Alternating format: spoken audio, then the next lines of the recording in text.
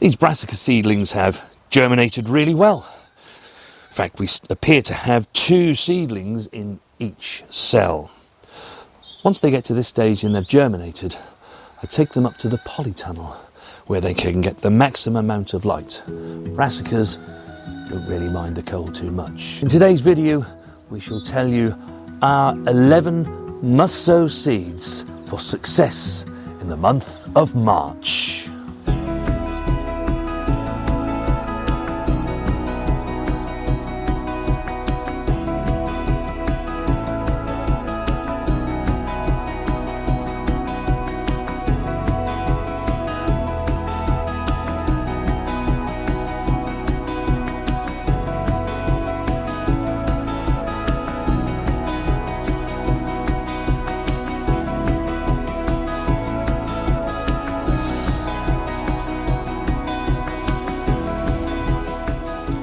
March is a month when just about everybody can begin their sowing. I have seen some comments from people saying that they feel they're getting behind on their sowing. Everybody else is sowing. Don't even go down that road. Don't go down that road. It doesn't matter. Because March, as I say, is a time when we can all get sowing. Virtually all of us here in the UK. In fact, most of the things that you will sow this month, they'll actually start to catch these up. They won't be too far behind them. So don't stress about it. The other great thing about March is that the daylight length really is starting to stretch now. The temperatures are warmer.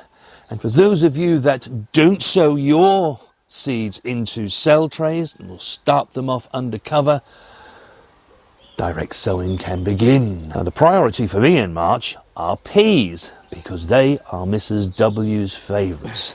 There's a reason why she ties these like this, and that's just in case I forget to sow the peas.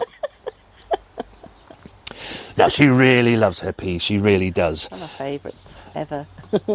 And they are one of those vegetables that, if you've got the space to grow them, or you can make best use of your space like we did with a P&B arch, there's nothing better than growing peas. The taste of those as you harvest them is amazing.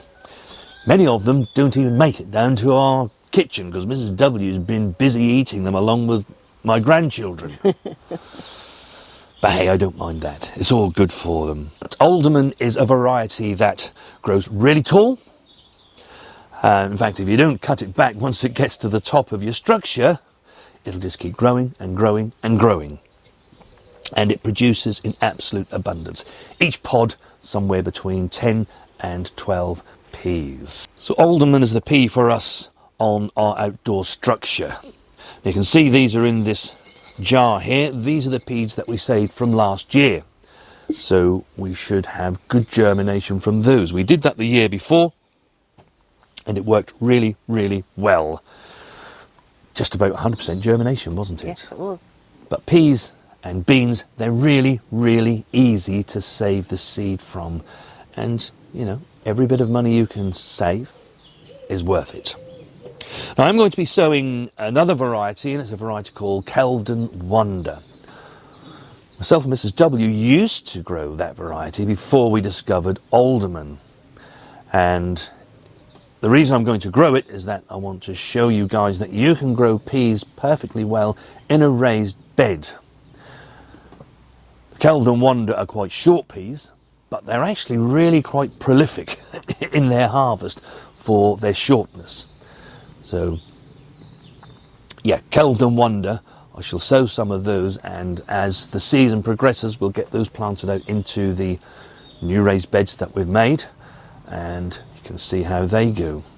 March is also the time when myself and Mrs. W look to sow our tomato seeds.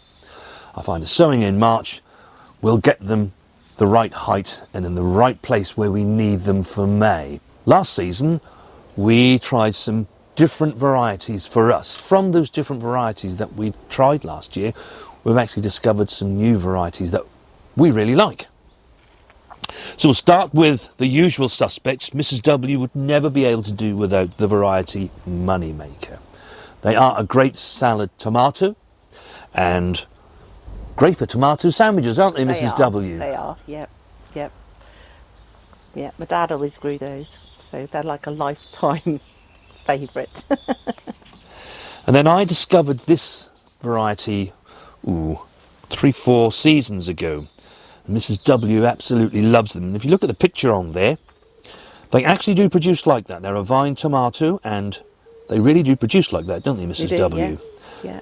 And she tells me they have a really lovely, sweet taste. Certainly do. And they're red cherry, aren't they? They are. Yeah. A tomato we grew for the first time last season was Sun Gold. Sun Gold was most notable because it was the first tomato to become ready. Out of all the tomatoes we grew, this came ready first. Mrs. W was eating tomatoes in June. Towards the end of June, yes. We were getting the first Sun Gold tomatoes. They taste lovely, and yeah, it's lovely to get that taste of tomato just that bit earlier than when the others come ready. It is in F1 though, so if you grow this, you can't save its seed. You could take a cutting from it and overwinter it to plant into the border next year if you wanted to, but you certainly can't save the seed. It won't come up true. Another tomato we grew for the first time last year was Honeycomb. You liked that too, didn't you, Mrs. W? I did, yes, yeah, that's a keeper. Yep. In fact, they were your very words to me. That's a keeper. We're keeping that one. And again, that's an F1, so you can't save any seed from that if you're thinking of saving seeds for the following year. And then the next tomato, well, I happened to walk into a garden centre last year and found this variety. And I said to Mrs. W, we'll give it a go, which we did. And I know Mrs. W was really pleased with it. It's a variety called Super Sauce, and they produce huge tomatoes. With very few seeds in, Yeah. So good cooking tomato. Yeah, very much so. You can make a lot of sauce with this, can't you? Yes, yeah.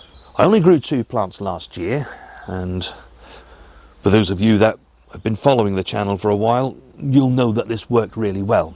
And then the last variety we're going to grow this year is an old favourite of ours. It's San Marzano. It does the same job as the Super Sauce.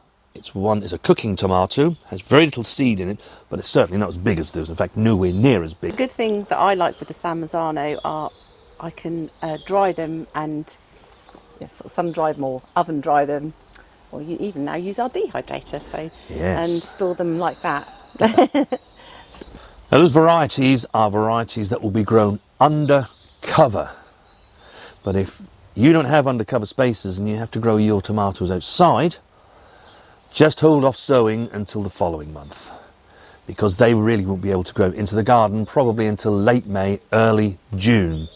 Whereas these ones that are grown under cover, they can go into this structure any time in May. Next, melons.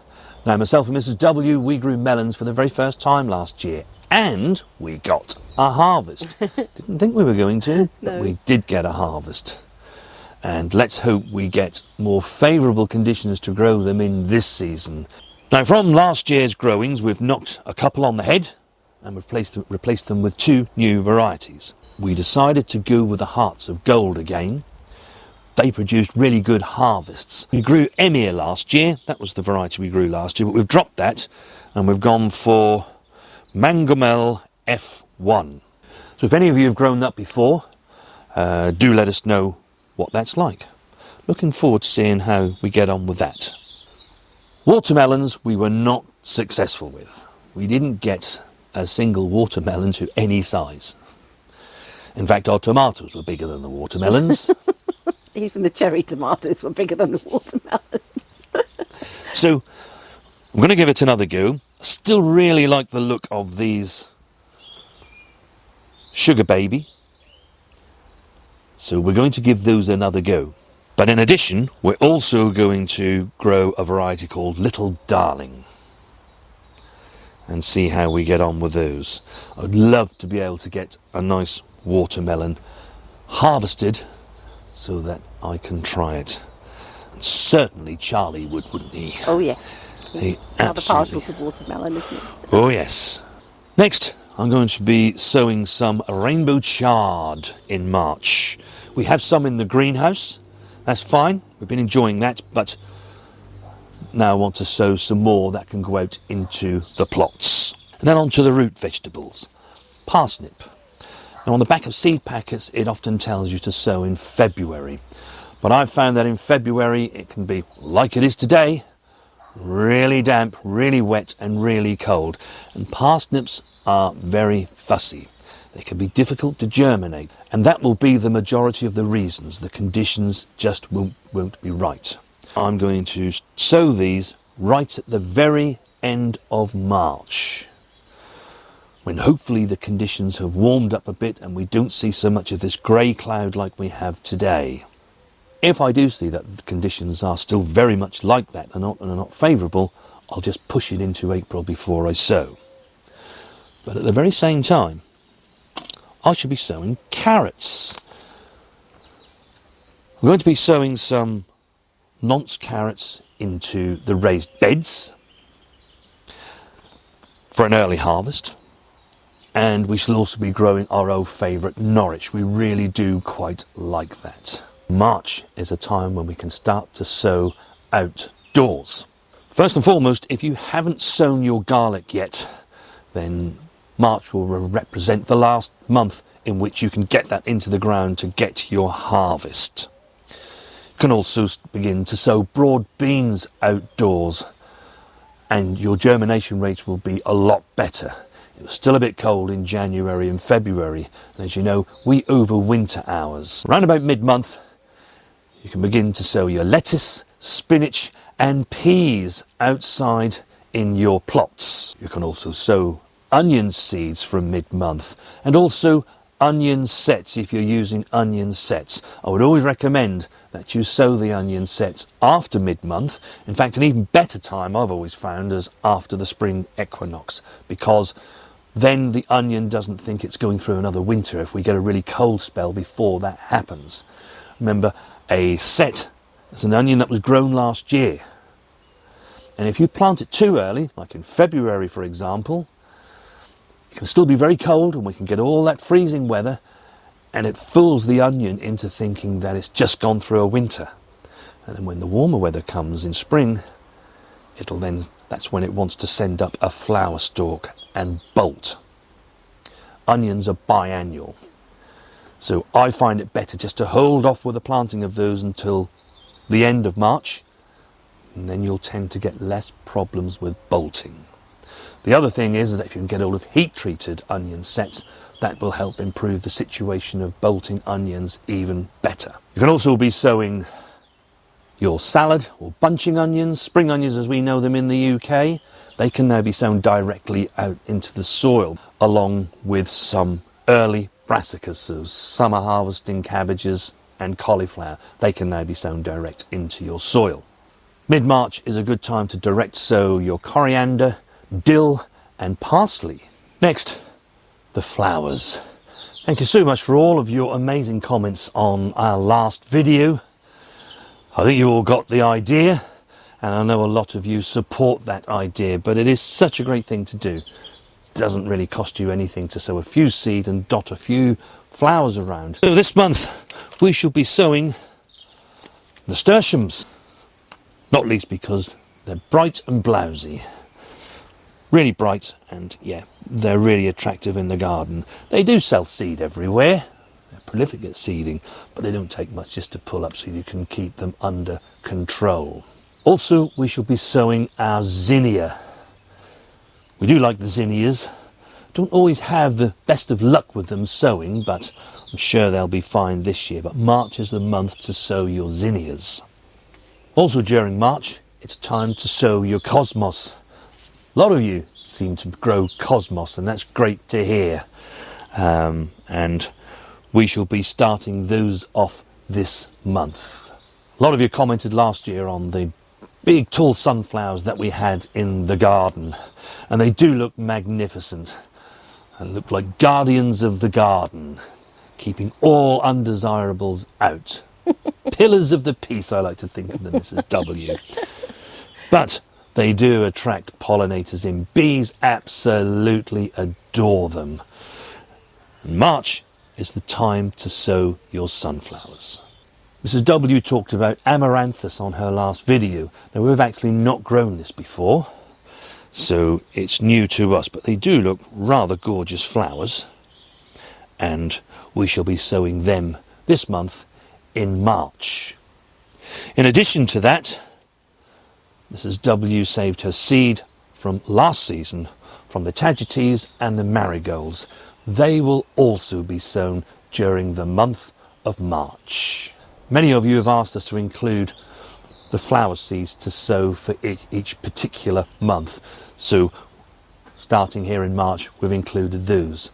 Now, Mrs. W actually sowed some flower seeds in February. These are some Gypsophila, Achillea, Helichrysum and Status. And March, one of the most exciting times for a home gardener, because it begins the potato planting season. Now, potatoes, they need planting about 3 to 4 weeks before your last expected frost date.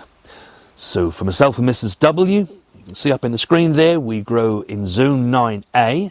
Our last expected frost date is mid-April. So we can plant our potatoes anytime after mid-March. So the last 2 weeks of the month is when I shall look to plant our potatoes. If yours is later, obviously you just need to adjust your dates accordingly. And do, as always, let us know in the comments the things that you will be sowing in the month of March. As I said at the top of the video, March is a month when most of us can actually sow, no matter where you live. The majority of us can. So if you want to know what we've been sowing during the month of January and February so that you can add those into your March sowing list, then watch this playlist next. Have a great rest of your gardening week, and myself and Mrs. W will see you very soon.